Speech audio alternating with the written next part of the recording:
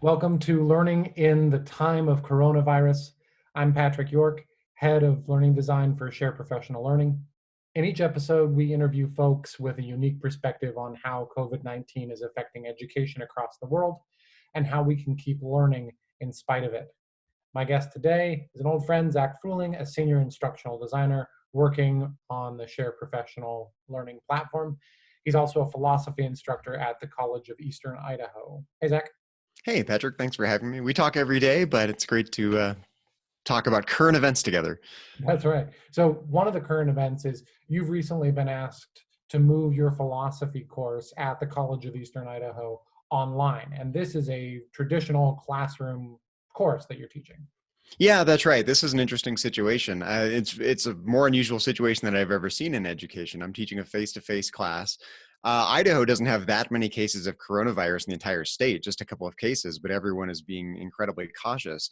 So not very quickly, I've got plenty of time to put it together, but we're being asked to move all of our courses to fully online following spring break. So I had class in person on Tuesday, which itself was a little bit risky perhaps.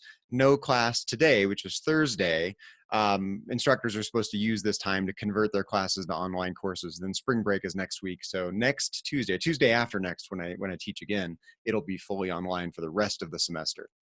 So what's your strategy? How are you trying to condense what you do face-to-face with your students to a modality that has some limitations? Yeah, I actually don't think of it as very limiting, honestly. The thing I worry about most is just losing the face time. I mean, any instructor can hand information down, and any instructor can receive assignments from students and grade them, right? I think that the thing I'm worried most about losing is just the face-to-face interaction, the discussions, and the things you bring to the classroom as an instructor. So right off the bat, one choice I had to make was to decide whether I was going to try to do the online course synchronously or asynchronously. Do I basically hold a virtual class session in some way, or pre-record lectures and hand materials in and have students basically show up and do the materials whenever they want? Um, you can kind of guess which which side I erred on, given that I'm worried about the FaceTime. It's a philosophy class, so I care about discussions. I care about the things I bring to the classroom to systematize the material for students. So I decided to hold virtual sessions. And this really, there's not much to this, I don't think. Basically you need a forum within which students can all gather. We're going to be on camera, being able to see each other. And I'm going to hold class largely as I would do in person, except I won't be there in person. They'll get to stare at me on a screen, but they'll still be able to ask me questions. I'll be able to ask them questions. I'll be able to see them. They'll be able to see me. And all the things I would do in class, more or less, I can do online. Thankfully, a lot of the assignments I was already using were online already. Students have some daily reading assignments they have to do. I was already requiring those online. They have to write papers, which they can do offline and submit through our university's LMS, our university's LMS anyway. So there's really not much of my class that has to change. For me, the $64,000 question is, how do I capture the presence of a real life face-to-face interaction, the liveliness and vitality of that online? And I think, that's just a matter of me being me, doing it on camera instead of in class. So I'm not actually very worried about it. I've never done it before, but for me, I think of teaching as teaching. I think some people draw a dividing line between face-to-face teaching and online teaching. And I've always thought this was a bit of a false dichotomy. Teaching is good teaching, learning is learning. I don't think of there being a distinction between learning online or learning face-to-face. The same qualities should happen in both environments, just a different modality. Right. I got a couple of technology questions for you. What platform are you using for your synchronous, like real-time sessions? And what learning management system does your college use? Sure. And I'm sorry, kind of a follow-up question is, what advice do you have for people who are also using those particular technologies? I decided to go with Zoom. Google Hangouts is cheaper in a way. I have a free Google account like everyone does. I could do a Google Hangout, but Zoom, which I use for my podcasts, listeners out there may want to know this. You know this already, Patrick, but I do a couple of weekly podcasts. And so I'm already set up in a way with, you can see I've got a microphone here and headphones, and a Zoom account that I use to record podcasts. Zoom has a couple of features that I really like. It has a whiteboard functionality, so you can write stuff on the screen. You can share your screen, which you can do in Google Hangouts. I like the way that Zoom kind of tiles the participants a little better than what Google Hangouts does. Uh, in order to, I think there's a free Zoom account, but it's pretty limited. You can have 2 participants, and I think if you have more than that, it puts a time limit on it. You can have a class up to 45 minutes. And this might be Um, wrong, but I think that they've actually removed that limitation just for the present moment. oh, that may be. If that's true, I haven't heard about it, but that absolutely could be. A lot of companies are waiving things like that. So I already pay $15 a month for my Zoom account because I use it for other purposes. So I'm already set up. So I just basically had to set up a recurring meeting in my Zoom account, post a link to it. One thing I have to do, in fact, I have to do it tonight. I need to post a bunch of instructions for the students. Like, here's how we're going to have class. We're going to do it synchronously. You're going to have to log in, check the software beforehand. If you have issues, here's where you go to the Zoom help functionality. Here's how class sessions are going to go. Here's how your other assignments are going to go. So for me, I feel like the burden as an instructor is to lay out just step by step by step by step everything that's going to happen in the rest of the class, because students are largely confused. They've never gone through this. We've never gone through this. I had a bunch of questions from students about how the rest of the class was going to unfold on Tuesday. So I feel like I just need to, put nose to the grindstone and type out all those instructions so students know exactly what's going to happen for the next 8 weeks. Gotcha. So that's one thing. We use Blackboard as our LMS, which we use on our team for a couple of our university partners. Concordia, Nebraska, and other partners use Blackboard. So I'm highly familiar with Blackboard already. And I think this is probably the big challenge. If you're working at a school or college or university that either has an LMS that you may not use. If you're used to teaching face-to-face classes, you may not even use the LMS, even if your college has one. For me, I'm already familiar with it, and I wasn't using it very much, and I have to up my usage of it. Basically, the entire class needs to be moved into the LMS. Thankfully, I think, to get a bare bones class set up in an LMS is pretty straightforward. Think of the things you need to do. You need to be able to provide information to the students, the videos or the materials or the readings or the whatever that you're going to have them, read or watch before your class session, if it's going to be synchronous. You need a place for them to submit their assignments. So you need to be able to create assignments and have that tied into the gradebook. I like doing it through the LMS. That way everything adds up in the gradebook. If you take the time to create assignments as assignments in the LMS, then they go into the gradebook and you don't have to do very much math at the end of the term. All that manual grading work you might have to do kind of automates it if you front load that work. So I know how to do all those things. None of those things was particularly hard. I think the hardest thing, if I hadn't already done a lot of upfront work to set up the structure of my course in the LMS, providing folders for the different class sessions, which I'd already done, then it would take quite a few hours, I think, to sit there and basically structurally replicate everything I would do in the class, creating a folder or a separate area for each unit or each day of the class, So this is creating all the assignments and structuring it in a way that's logical and makes sense. That just takes a little bit of time. right. And I suppose that's an interesting thought experiment. There's likely a lot of people out there who don't have experience with learning management systems. Mm-hmm. They're new to online education. So for a thought experiment here, imagine all you have is your phone, and you Mm-hmm. have to teach the course that you're teaching right now at the College of Eastern Idaho. How do you set up that teaching experience? Yeah, thankfully I could do everything in the LMS I need to do. Blackboard, has a mobile app and you could just log in through a browser through your phone. So I could still do a lot of the setup work.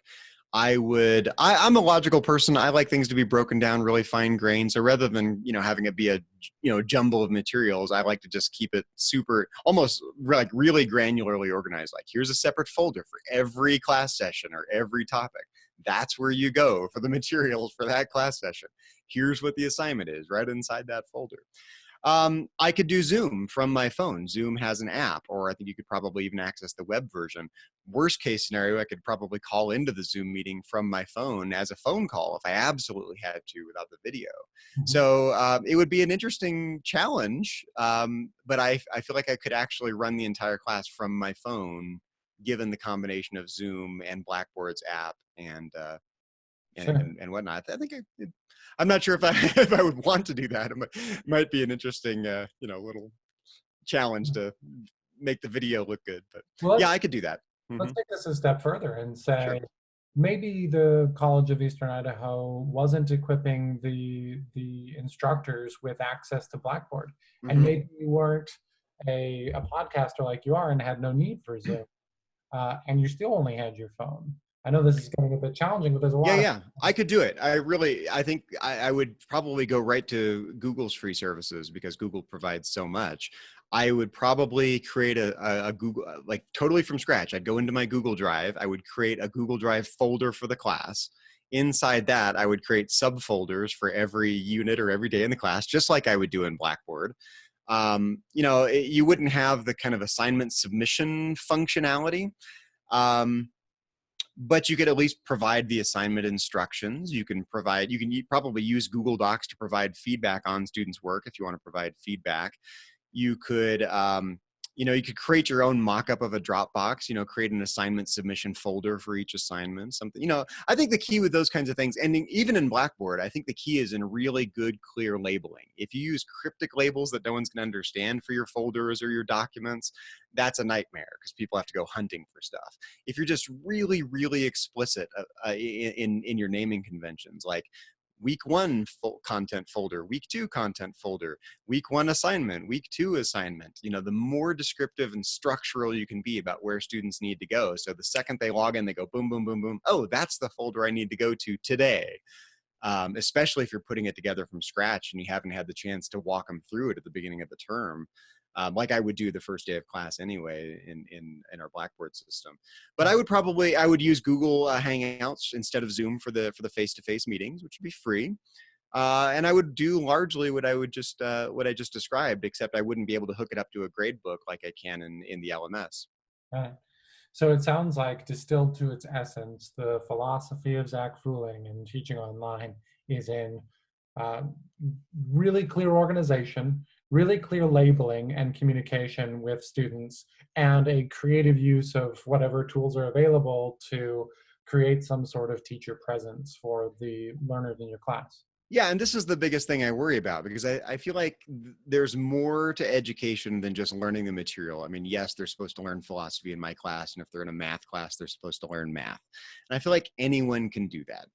But I feel like the value that a human teacher adds is to be a model. I mean, I look back at my entire educational career and I've had amazing teachers and I've had terrible teachers and I've had everything in between.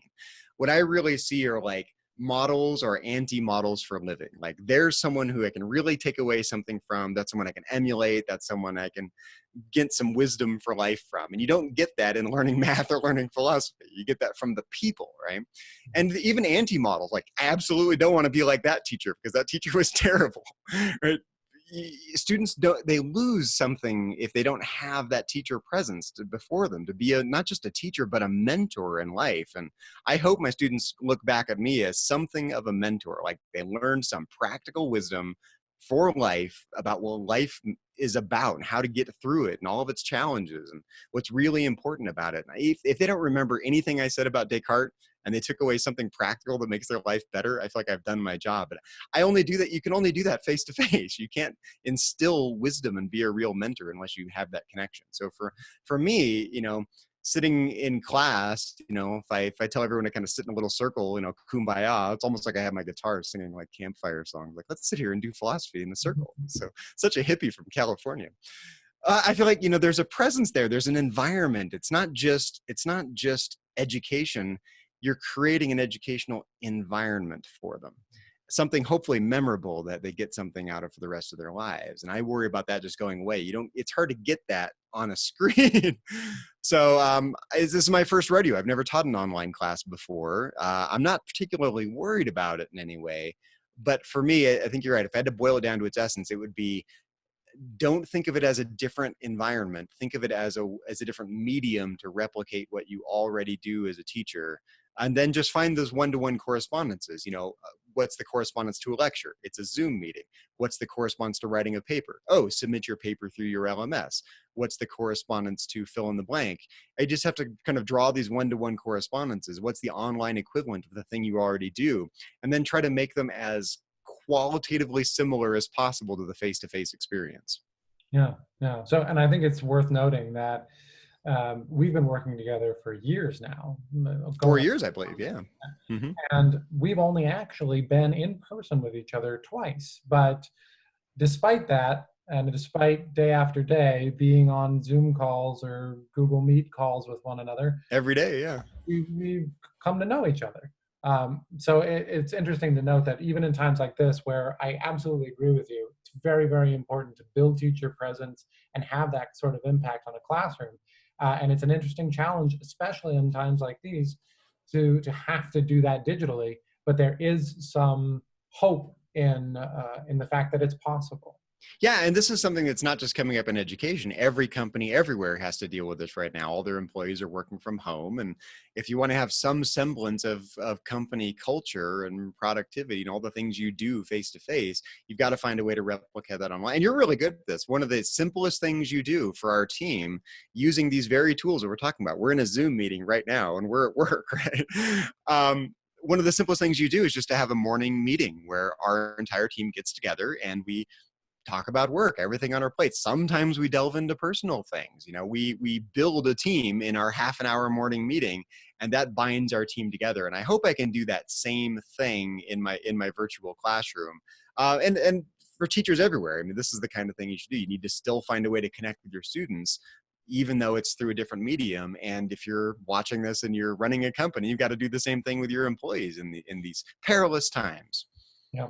Well, thanks for taking the time today, Zach. I really appreciate it. And I think the advice you give for people in your situation is going to be really valuable. Great. Thank you, Patrick. Have a good day.